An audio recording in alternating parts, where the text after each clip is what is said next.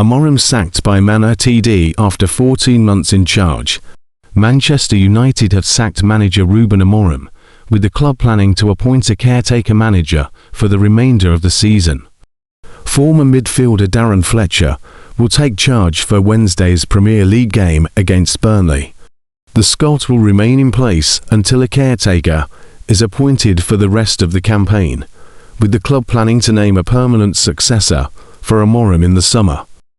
On Friday, Amorim hinted that his relationship with club officials was strained, suggesting he would not be fully backed in the transfer market.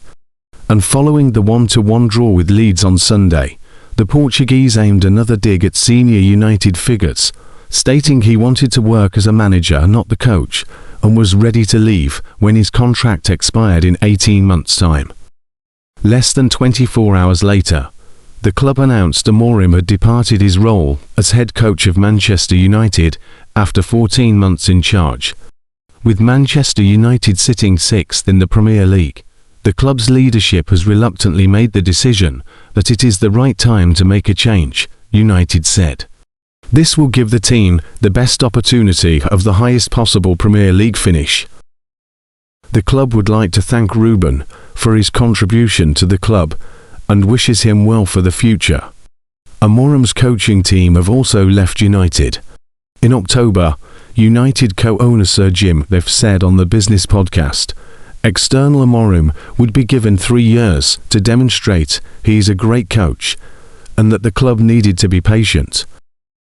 But sources have told BBC Sport that the club now feels there's not been sufficient evidence of evolution or progress this season under Amorim. The 40-year-old was appointed in November 2024. However, United agreed to pay Portuguese club Sporting €11 (9.25 million) to trigger a release clause in his contract. Amorim won 25 of his 63 games in charge of the Red Devils, while his 14-month stint is the shortest reign of a permanent manager at United since David Moyes was sacked just 8 months into his tenure in 2014. Former United midfielder Fletcher is currently the under-18s head coach and was the club's technical director between 2021 and 2024, but he has never held a senior coaching position. The 41-year-old former Scotland international played for United between 2002 and 2015, winning 5 Premier League titles along with the 2007-2008 Champions League. He is expected to hold United's news conference on Tuesday before their game against Burnley at Turf Moor the following day. When Manchester United appointed Amorim as head coach at the title, they viewed it as a progressive decision, bringing in someone who would work in a modern structure and develop as he went along. Amorim had a good relationship with the players, but despite multiple times, in private and public, saying his tactics would evolve from the 343 formation he used at Sporting, it never happened, much to the disappointment of those who ran the club. This was brought into sharp focus on the 30th of December when, 4 days after changing to a back four for the first time in the 1-0 win over Newcastle, he reverted to a 3-man defence against Wolves, moving Patrick Dorgu from a right-sided attacking role, where he had been so effective on Boxing Day, to left wing-back. Fans were stunned and dismayed in equal measure. By that point, United had already tried to persuade long-term target Antoine Semenyo to join them from Bournemouth by telling him he would play on the left wing. This was a clear sign the club viewed the future as being something different to a 343 formation, given they had already spent in excess of £200 million on attacking players. It is no surprise, therefore, that the formation against Wolves and the subsequent result, a 1-1 draw against a side who previously had collected just 2 points all season, and which led to the team being booed off, was viewed extremely negatively internally at Old Trafford.